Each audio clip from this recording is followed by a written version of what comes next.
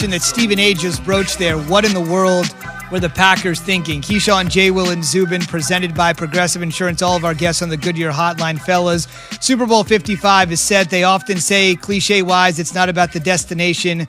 It's about the journey. Well, the NFL journey through 256 regular season games. Better late than never. They got them all in. The playoffs went off without a hitch. And now the ultimate destination for the league and the best possible matchup they could have envisioned when this season began, stalled, and kept going. Mahomes, Brady, Chiefs, Bucks, Super Bowl 55. We're all over it for the next 4 hours and, frankly, for the next 2 weeks.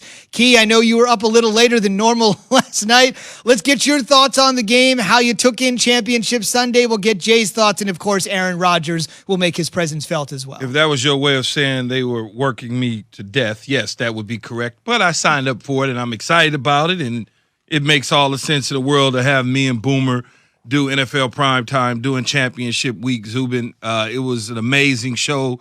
I think, just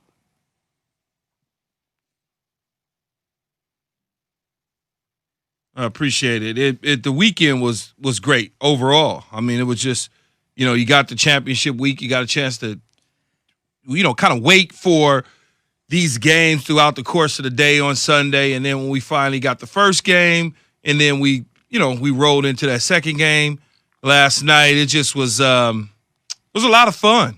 I mean, it was really, really, really a lot of fun. But when you look at it as a whole, though, things didn't turn out the way that I envisioned it. I had Green Bay winning the game just because I thought it was Aaron Rodgers' time. But things didn't go that way, Zubin. It didn't go that way, Jay. There is no question about it. And Aaron Rodgers, well, it simply didn't go his way as well. There he is, 1-4 in NFC championship games at this particular point. You got to think about it from this particular perspective. Speaking of 4, it was all about 4. 4th and 8. You know the rest. Aaron Rodgers was seemingly as much as in the dark as we were after he said this after the game. Based on the call, Matty allowed me to call that third down play. If I had known we were going to kick it, if we had get it, maybe something else would have been maybe gone with some sort of crossing routes maybe there instead. But I thought maybe we're going to have 4 chances to go. And Jay, I would tell you right off the bat on the other side, Matt LaFleur said, sure, I regret it, but he didn't seem nearly as broken up as Aaron Rodgers did. You could just hear it there in his voice. 2 words, Zubin. Fireable offense. Ooh. Fireable offense, Key. Matt LaFleur robbed Aaron Rodgers of his legacy moment. Let's put this in perspective about how talented this Green Bay Packers team is in the red zone.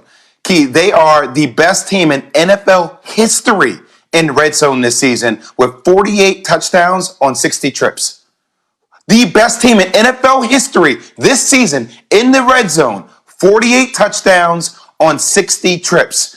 That's like not giving the ball to Michael Jordan for the last shot or allowing him to make the last play. And the fact, Key, that there was miscommunication, and the fact that Aaron Rodgers at the post-game presser says there was miscommunication, well, if I know we were going to kick a field goal, maybe I would have made a different play at the line of scrimmage. That's beyond me. And if I'm Aaron Rodgers, if I'm taking this time to really determine whether I want to come back to Green Bay right now, or if I want to pull Deshaun Watson and say, I'm going to get my tail out of there, I'm putting this whole season into context. Let me see. We didn't get Michael Pittman. We didn't get, a top wide receiver.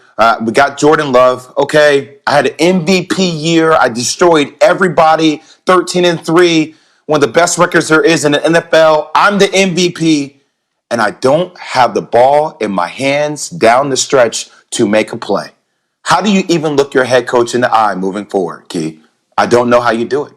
Well, you look your head coach in the eye because you're part of and cursing what out went on yesterday as a little bit of the problem. I think when Aaron Rodgers can get a pass on the 4th down situation and to kick the field goal.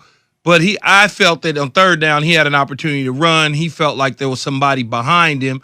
No one was closing on him, in my opinion, looking at the video. He could have made it to the front pylon. That's just what I saw. He felt different. It's fine. But what I would say is Matt LaFleur certainly should have given the ball to Aaron Rodgers on 4th down. But I understand his thought process when you look at it. How? They score. Well, I understand his thought process. I get the points. We pin them deep after the kickoff. I got a shot. I trust my defense. I got a shot. But your defense hadn't stopped Tom Brady for the most part all game long. But I also, when I look at it, I can say this. Give it to Aaron Rodgers on 4th down. If he doesn't get it, I would rather take my shot at Tom Brady backed up at the 5-yard line opposed to having Jadon Mickens slide down at the 25. You've given them about 20 yards of real estate where their backs are not backed up. The play calling changes when you are deep in your own territory from an offensive standpoint because they threw the ball right there and advanced it to continue to move the clock and get the 1st down. Now, if you're backed up at the 5-yard line, so to speak, or let's say they're around the 5 or whatever because they did not get in, it's a different mindset for a coaching staff on the other side for Byron Leftwich. He's calling a different play because he doesn't want to take a chance on clock stoppage, something happening, interception, sack fumble, safety, anything like that. So the mindset is 3 straight runs, kick it. We're not throwing at all. So I get it, but then on the flip side of things, I don't get it because it's Aaron Rodgers that's out there on the football field. Tom Brady, Bill Belichick probably would have never done that. I can tell you who wouldn't have never done it. Andy Reid would have never done it. You go back and look at Andy Reid's tenure in Philadelphia and some of it here in Kansas City. He doesn't do that, especially with Patrick Mahomes, Donovan McNabb, Michael Vick, guys that have been stars in this league at the quarterback position. He did it with Chad Henne. Oh, he better get. There you There go. you go. He did it with Chad Henne. Think about it from this standpoint, fellas. LaFleur's done a great job, obviously, overall, back-to-back 13-3 seasons, being on the brink of the Super Bowl in back-to-back years. But right now, that terrific 2-year start has been completely washed away by one call. We should mention just the defense of LaFleur. I'm not defending the indefensible to many out there, but LaFleur's rationale was they had 3 timeouts. They were going to get another timeout at the 2-minute warning, which actually came at 1:56. So he thought they could stop the clock on 4 different occasions. Obviously, there was the mitigating factor of we've got to give the ball back to Tom Brady. And when you have the GOAT on the other side, yeah, you got Rodgers on one side, but with Brady on the other side, you got to get the ball back. And just want to mention, this is something we'll get into throughout the course of the morning. Jay and Key have both mentioned this. Contracts are made to be broken. Aaron Rodgers is tied to the Packers through the 2023 season via a $134 million extension, but he was the first guy after the game to essentially say, futures are uncertain here in Green Bay, including mine. On the way this morning, Tom Brady is headed to his 10th Super Bowl. He's got a career full of lifetime accomplishments, but is what he did yesterday with his brand new team the best one of all? The fellas weigh in, and we want your opinion next on ESPN Radio. Tom's a GOAT. Last year, I think we ended 7-9. He's probably the biggest reason we are where we are. It's a tough journey to get here. Now home Super Bowl for the first time in NFL history. I think if any time you're the first time doing something,